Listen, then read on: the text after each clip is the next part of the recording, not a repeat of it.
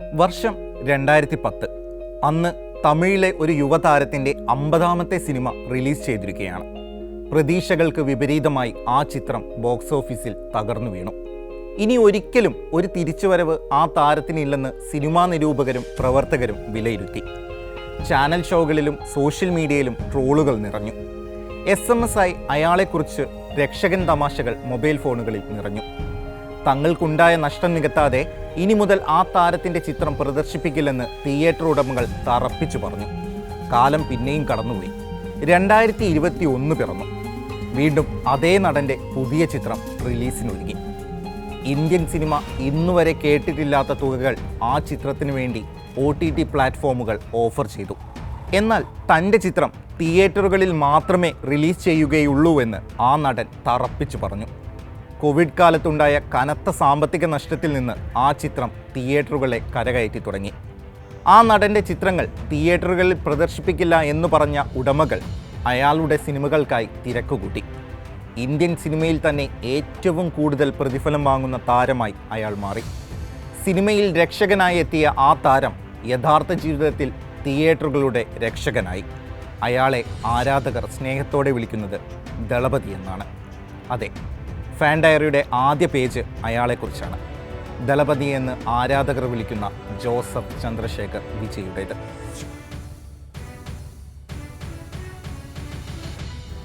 വർഷങ്ങൾക്ക് മുമ്പ് രാമേശ്വരം സ്വദേശിയായ SA ചന്ദ്രശേഖർ എന്ന യുവാവ് നാടകങ്ങളോടും സിനിമയോടുമുള്ള അടക്കാനാവാത്ത ആഗ്രഹം കൊണ്ട് കോടമ്പാക്കത്തേക്ക് വണ്ടി കയറി. മാസം 300 രൂപ മാത്രം വരുമാനമുണ്ടായിരുന്ന കേന്ദ്ര സർക്കാർ ജോലി കളഞ്ഞിട്ടാണ് തൻ്റെ ആഗ്രഹത്തിന് പിന്നാലെ ചന്ദ്രശേഖർ യാത്ര തിരിച്ചത്. മദിരാശിയിൽ തനിക്കറിയാവുന്ന 1-2 ആളുകളെ പോയി കണ്ടു. അങ്ങനെ ഇരിക്കുമ്പോഴാണ് മദിരാശി വാഹിനി സ്റ്റുഡിയോയിലെ ജീവനക്കാരനായിരുന്ന SS നീലകണ്ഠനെ പരിചയപ്പെടുന്നത്. നാടകം ഏറെ ഇഷ്ടപ്പെട്ട നീലകണ്ഠന് ആ യുവാവിനെ നന്നേ ബോധിച്ചു. ചെറുതാണെങ്കിലും തൻ്റെ വീട്ടിൽ ഒരു പേയിങ് ഗസ്റ്റായി ചന്ദ്രശേഖരനെ നീലകണ്ഠൻ താമസിപ്പിച്ചു. നീലകണ്ഠൻ അന്ന് ലളിതാഞ്ജലി ഫൈൻ ആർട്സ് എന്നൊരു ട്രൂപ്പുണ്ടായിരുന്നു. തൻ്റെ ഭാര്യ ലളിതയും 4 മക്കളും ചേർന്നതായിരുന്നു ആ ട്രൂപ്പ്. നാടകത്തിന് പുറമെ കച്ചേരി, ഗാനമേള ഇതൊക്കെ ട്രൂപ്പ് ഏറ്റെടുക്കുന്നുണ്ടായിരുന്നു. ചന്ദ്രശേഖർ കൂടി എത്തിയതോടെ ലളിതാഞ്ജലിക്ക് കൂടുതൽ വർക്കുകൾ കിട്ടിത്തുടങ്ങി. ചന്ദ്രശേഖർ എഴുതി നീലകണ്ഠൻ സംവിധാനം ചെയ്യുന്ന നിരവധി നാടകങ്ങൾ പുറത്തു വന്നു. 1973 നീലകണ്ഠൻ്റെ മകൾ ശോഭയെ ചന്ദ്രശേഖർ വിവാഹം ചെയ്തു. ഇതിനിടയ്ക്ക് ചന്ദ്രശേഖർ തമിഴ് സിനിമയിലെ ഒരു അസിസ്റ്റന്റ് ഡയറക്ടറായി മാറിയിരുന്നു. കടുത്ത ദാരിദ്ര്യത്തിലും ശോഭയും ചന്ദ്രശേഖറും സന്തോഷത്തോടെ ജീവിച്ചു തുടങ്ങി. നന്നായി പാടുന്നത് കൊണ്ട് ഇളയരാജയുടെയും ഗംഗെ അമരൻ്റെയും ഒക്കെ ഗാനമേളകളിൽ ശോഭയ്ക്ക് അവസരം ലഭിച്ചിരുന്നു. ശോഭയ്ക്ക് കിട്ടുന്ന കാശ് കൊണ്ടും ചന്ദ്രശേഖരൻ്റെ തുച്ഛ വരുമാനം കൊണ്ടും ആ കുടുംബം ജീവിതം മുന്നോട്ട് നീക്കി. 1974 ജൂൺ 22 അവർക്കൊരു ആൺകുഞ്ഞു പിറന്നു, ജോസഫ് വിജയ് ചന്ദ്രശേഖർ. 1977 SA ചന്ദ്രശേഖർ സ്വതന്ത്ര സിനിമാ സംവിധായകനായി മാറി. നിരവധി അവസരങ്ങൾ ചന്ദ്രശേഖറിനെ തേടിയെത്തി. 1982 വിജയ്ക്ക് ഒരു അനിയത്തി കൂടി പിറന്നു. വിദ്യ എന്ന് പേരിട്ട അനിയത്തിക്കൊപ്പമായി വിജയ് ഏത് സമയവും. സ്കൂൾ വിട്ടു വന്നാൽ അനിയത്തിയെ കളിപ്പിച്ച് വിജയ് ഇരിക്കും. 1984 വിജയകാന്തിനെ നായകനാക്കി ചന്ദ്രശേഖർ സംവിധാനം ചെയ്ത വെട്രി എന്ന സിനിമയിൽ വിജയ് ആദ്യമായി അഭിനയിക്കുകയും ചെയ്തു. സന്തോഷത്തോടെ ആ കുടുംബം ജീവിതം കെട്ടിപ്പടുക്കുന്നതിനിടെയാണ് പെട്ടെന്നാണ് ആ ദുരന്തം അവരുടെ ജീവിതത്തിൽ ഉണ്ടാവുന്നത്. വിജയ്ക്ക് 10 വയസ്സുള്ളപ്പോൾ 2 വയസ്സുള്ള അനിയത്തിക്കുട്ടി വിദ്യ രോഗം ബാധിച്ച് മരിച്ചു. ആർപ്പ് വിളിച്ച് തുള്ളിച്ചാടി വീട് മുഴുവൻ ഓടി അനിയത്തിക്കുട്ടിയെ കളിപ്പിച്ച് സന്തോഷവാനായി ജീവിച്ചിരുന്ന വിജയ്ക്ക് അത് താങ്ങാവുന്നതിനും അപ്പുറത്തായിരുന്നു. സംസാരപ്രിയനായിരുന്ന വിജയ് മിതഭാഷയായി. സദാസമയവും റൂം അടിച്ചിട്ടിരിക്കാനും ആൾക്കൂട്ടങ്ങളിൽ നിന്ന് അകന്നു കഴിയാനും വിജയ് ആഗ്രഹിച്ചു. കാലം പിന്നെയും മുന്നോട്ട് പോയി. വർഷം 1991. വിജയ് ചെന്നൈയിലെ ലയോള കോളേജിൽ പഠിക്കുന്ന സമയം. ഇളയരാജയുടെ മകനായ യുവൻ ശങ്കർ രാജ, തമിഴ് നടൻ ശിവകുമാറിൻ്റെ മകൻ ശരവണൻ, മഹേഷ് ബാബു, സഞ്ജയ് തുടങ്ങിയവരായിരുന്നു വിജയുടെ സമകാലികരായി അന്ന് കോളേജിലുണ്ടായിരുന്നത്. സ്വാഭാവികമായി വിജയ്ക്ക് ചുറ്റും എല്ലായ്പ്പോഴും സിനിമയാണ്. സിനിമയിൽ വീണ്ടും അഭിനയിക്കണമെന്ന് ആഗ്രഹമുണ്ടായത് അപ്പോഴായിരുന്നു. പുതിയ ചിത്രത്തിൻ്റെ പണിപ്പുരയിലായിരുന്ന അച്ഛനോട് തൻ്റെ ആഗ്രഹം വിജയ് പറഞ്ഞു. പക്ഷേ ചന്ദ്രശേഖറിന് അതിൽ ആദ്യം താല്പര്യമുണ്ടായിരുന്നില്ല. കാരണം കുറേ കാലമായുള്ള വളരെ സൈലൻ്റ് ആയിട്ടുള്ള വിജയുടെ പെരുമാറ്റം സിനിമാ താരമാവുമ്പോൾ പറ്റുമോ എന്നായിരുന്നു ചന്ദ്രശേഖറിൻ്റെ സംശയം. പക്ഷേ വിജയുടെയും അമ്മ ശോഭയുടെയും നിർബന്ധത്തിന് പിന്നാലെ വിജയെ നായകനാക്കി സിനിമയൊരുക്കാൻ എസ് എ ചന്ദ്രശേഖർ തീരുമാനിച്ചു. 1992 നാളെയെ തീർപ്പ് എന്ന ചിത്രത്തിലൂടെ വിജയ് നായകനായി അരങ്ങേറി. എന്നാൽ ആദ്യ ചിത്രത്തിൽ തന്നെ നിരൂപകർ വിജയുടെ അഭിനയത്തെയും സിനിമയെയും ഒരു ദയയുമില്ലാതെ വിമർശിച്ചു. കാശ് കൊടുത്ത് ഈ എലിമൂഞ്ചി പോലെയുള്ള മുഖം ആരെങ്കിലും പോയി കാണുമോ എന്ന് പോലും ചില നിരൂപകർ എഴുതി. പക്ഷേ തുടർന്നും വിജയ് സിനിമ ചെയ്തു. നിർമ്മാതാവും സംവിധായകനുമായ അച്ഛൻ്റെ കൈത്താങ്ങും കൂടെയുണ്ടായിരുന്നു. പക്ഷേ തമിഴ് പോലെയുള്ള ഒരു വലിയ സിനിമാ മേഖലയിൽ ചുവടുവെക്കാൻ അതുമാത്രം പോരായിരുന്നു. ഒരുപാട് താരങ്ങൾ വാഴുകയും വീഴുകയും ചെയ്ത ഒരു സ്ഥലത്ത് തൻ്റേതായ ചുവടുവെക്കാൻ വിജയ്ക്ക് ഒരുപാട് പരിശ്രമിക്കേണ്ടി വന്നു. തുടക്കകാലത്ത് റൊമാൻറ്റിക് സിനിമകൾ വിജയ് തുടർച്ചയായി ചെയ്തു. പതിയെ പതിയെ ആളുകൾ വിജയെ ഇഷ്ടപ്പെട്ടു തുടങ്ങി. 1996 പുറത്തിറങ്ങിയ പൂവേ ഉനക്കാകെ എന്ന ചിത്രത്തിന് ശേഷമാണ് വിജയെ ഒരു നടനായി ആളുകൾ അംഗീകരിച്ചു തുടങ്ങിയത്. പിന്നീട് വൺസ് മോർ, നേർക്കുനേർ, കാതലുക്കു മര്യാദ തുടങ്ങി ഒരു പിടി ചിത്രങ്ങൾ. ഇതിൽ കാതലുക്കു മര്യാദ എന്ന ചിത്രത്തിലൂടെ തമിഴ്നാട് സർക്കാരിൻ്റെ മികച്ച നടനുള്ള പുരസ്കാരം വിജയ് സ്വന്തമാക്കി. നേർക്കുനേർ എന്ന ചിത്രത്തിലൂടെ തൻ്റെ സുഹൃത്തായ ശരവണനൊപ്പമായിരുന്നു വിജയ് അഭിനയിച്ചത്. ആ ചിത്രത്തിലൂടെ ശരവണൻ സൂര്യ ശിവകുമാറായി. ഈ വർഷങ്ങളിൽ വിജയ്ക്ക് ധാരാളം ആരാധകരുണ്ടായി. അത്തരത്തിലൊരു ആരാധിക ഇടയ്ക്ക് വിജയെ കാണാൻ വന്നു. കണ്ടു, ഒരുപാട് സംസാരിച്ചു. സംഗീത എന്ന ശ്രീലങ്കൻ തമിഴ് യുവതിയായിരുന്നു അത്. വീട്ടുകാരോട് സംസാരിച്ച ശേഷം ഇരുവരും വിവാഹം കഴിക്കാൻ തീരുമാനിച്ചു. അങ്ങനെ 1999 വിജയ് വിവാഹിതനായി. പിന്നീട് അതേ വർഷം തുള്ളാത്ത മനവും തുള്ളും എന്ന ചിത്രത്തിലൂടെ തെന്നിന്ത്യയിൽ മുഴുവൻ ആരാധകരെ വിജയ് സൃഷ്ടിച്ചു. കേരളത്തിൽ 100 ദിവസത്തിനടുത്ത് ഈ സിനിമ പ്രദർശിപ്പിച്ചു. തൊട്ടടുത്ത വർഷം ഇറങ്ങിയ ഖുഷി വിജയുടെ താരപദവി ഉറപ്പിക്കുകയായിരുന്നു. കോമഡി, പ്രണയം, ആക്ഷൻ, ഡാൻസ് എന്നിവ വിജയ് ചിത്രങ്ങളുടെ വിജയ ഫോർമുലയായി മാറി. ഷാജഹാൻ സിനിമയിലെ സരക്ക് വെച്ചിരിക്കുക എന്ന ഗാനം തെന്നിന്ത്യ മുഴുവൻ ചലനം സൃഷ്ടിച്ചു. ഈ ചിത്രം കൂടി ഇറങ്ങിയതോടെ തമിഴ്നാടിന് പുറമെ കേരളത്തിലും വിജയ്ക്ക് ശക്തമായ ഒരു ആരാധക സംഘം ഉണ്ടായി വന്നു. തുടർന്ന് പതിയെ ആക്ഷൻ ചിത്രങ്ങളിലേക്ക് വിജയ് ട്രാക്ക് മാറ്റി തുടങ്ങി. 2003 തിരുമല എന്ന ചിത്രത്തിലൂടെ വിജയ് തൻ്റെ സ്ഥിരം ചിത്രങ്ങളിൽ നിന്ന് മാറി സഞ്ചരിച്ചു തുടങ്ങി. തൊട്ടടുത്ത വർഷം ഇറങ്ങിയ ഗില്ലി എന്ന ചിത്രം വിജയ് എന്ന മാസ് ഹീറോയുടെ സ്ഥാനം ഊട്ടിയുറപ്പിക്കുകയായിരുന്നു. തമിഴ് സിനിമാ ചരിത്രം തന്നെ തിരുത്തി എഴുതി തമിഴിൽ ആദ്യത്തെ 50 കോടി നേടിയ ചിത്രമായി ഗില്ലി മാറി. പിന്നീട് സച്ചിൻ, മധുരൈ തുടങ്ങി നിരവധി ചിത്രങ്ങൾ. എന്നാൽ തുടർന്ന് വന്ന ആദി ബോക്സ് ഓഫീസിൽ വേണ്ടത്ര ചലനങ്ങൾ സൃഷ്ടിച്ചില്ല. 2007 പ്രഭുദേവ സംവിധാനം ചെയ്ത പോക്കിരിയിലൂടെ വിജയ് വീണ്ടും അത്ഭുതങ്ങൾ സൃഷ്ടിച്ചു. പിന്നീട് അവിടുന്ന് അങ്ങോട്ട് വിജയ്ക്ക് പരാജയത്തിൻ്റെ വർഷങ്ങളായിരുന്നു. കരിയറിലെ 50ാം ചിത്രം സുറ ബോക്സ് ഓഫീസിൽ തകർന്നടിഞ്ഞു. ഇനിയൊരു തിരിച്ചുവരവ് വിജയ്ക്കില്ലെന്ന് നിരൂപകർ വിധിയെഴുതി. വിജയുടെ സ്ഥിരം പാറ്റേൺ സിനിമകൾക്കെതിരെ വ്യാപക വിമർശനങ്ങൾ ഉയർന്നു. ചിത്രങ്ങൾ തിയേറ്ററിൽ പ്രദർശിപ്പിക്കില്ല എന്നടക്കം ചില തിയേറ്റർ ഉടമകൾ പറഞ്ഞു. അഭിനയം അറിയില്ലെന്നും വിജയുടെ കാലം കഴിഞ്ഞെന്നും ചിലർ വിലയിരുത്തി. എന്നാൽ വിജയുടെ അടുത്ത ചുവട് വളരെയധികം ശ്രദ്ധിച്ചായിരുന്നു. തൻ്റെ പഴയ കാലം ഓർമ്മിപ്പിക്കുന്ന തരത്തിൽ 2011 സിദ്ദിഖ് സംവിധാനം ചെയ്ത കാവലനിൽ വിജയ് അഭിനയിച്ചു. തുടർന്ന് തമിഴിൽ എക്കാലവും കൊണ്ടാടിയ ചേട്ടൻ അനിയത്തി സ്നേഹവും കോമഡിയും ആക്ഷനും എല്ലാം നിറച്ച് ഒരു സൂപ്പർ ഹീറോയായി വേലായുധത്തിലുമെത്തി. തൊട്ടടുത്ത വർഷം 3 ഇഡിയറ്റ്സിൻ്റെ റീമേക്കായ നൻപനിൽ അതുവരെയുള്ള വിജയ് ചിത്രങ്ങളുടെ ഒരു സ്വാധീനവുമില്ലാതെ, ഒരു നായക പരിവേഷം പോലുമില്ലാതെ വിജയ് അഭിനയിച്ചു.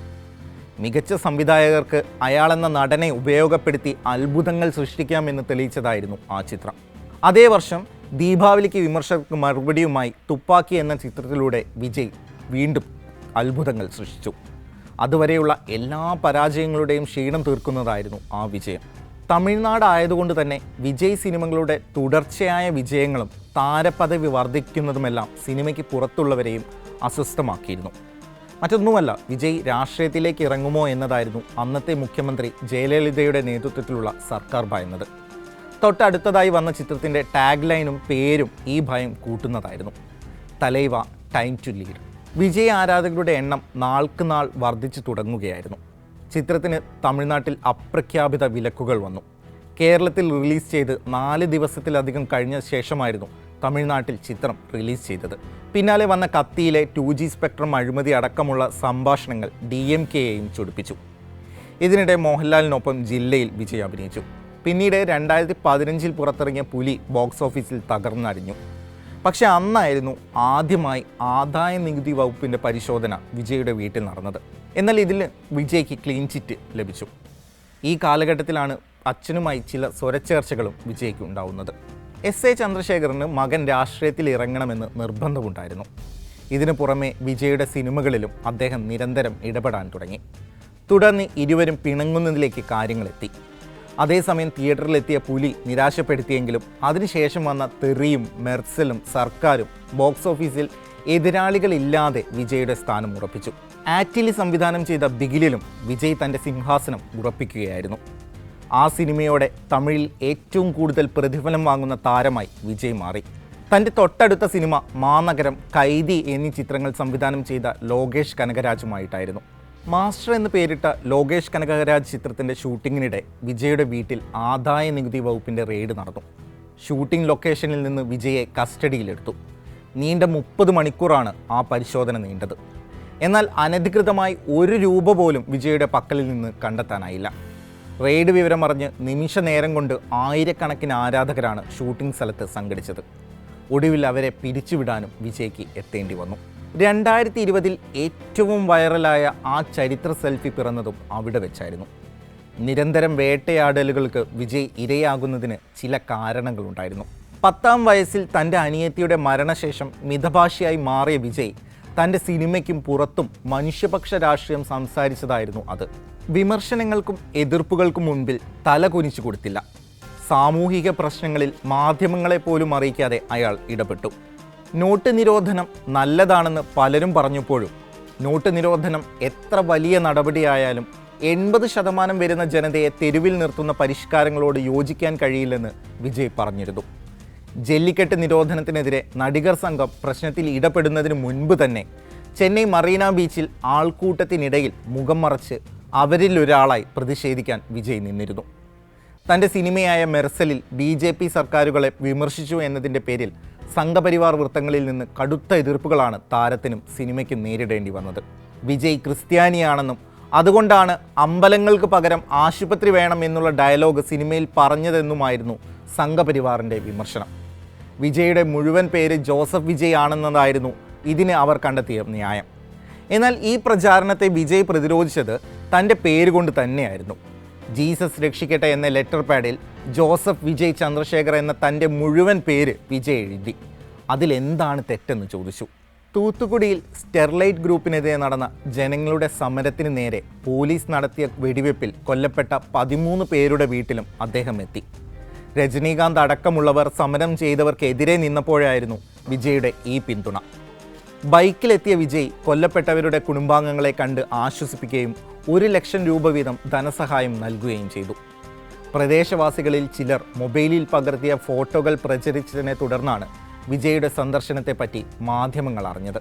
ഇതുകൂടാതെ കോവിഡ് കാലത്ത് വിവിധ സംസ്ഥാനങ്ങൾക്കുള്ള സഹായവും തൻ്റെ ആരാധകരിൽ കഷ്ടപ്പെടുന്നവർക്ക് 5000 രൂപ വീതം ധനസഹായം നൽകാനും വിജയ് മറന്നില്ല. ഇതുകൊണ്ടൊക്കെ തന്നെ വിജയുടെ രാഷ്ട്രീയ പ്രവേശനം എന്നത് എല്ലായ്പ്പോഴും ചർച്ചയാകാറുണ്ട്. വിജയ്ക്ക് രാഷ്ട്രീയ ലക്ഷ്യങ്ങൾ ഉണ്ടാകുമെന്നും അതിനാലാണ് ഇത്തരത്തിലുള്ള പ്രതികരണമെന്നുമാണ് ഇതിനെതിരെ ഉയരുന്ന വിമർശനങ്ങൾ. കഴിഞ്ഞ നിയമസഭാ തെരഞ്ഞെടുപ്പിൽ വിജയുടെ രാഷ്ട്രീയ പ്രവേശനം വീണ്ടും ചർച്ചയായി.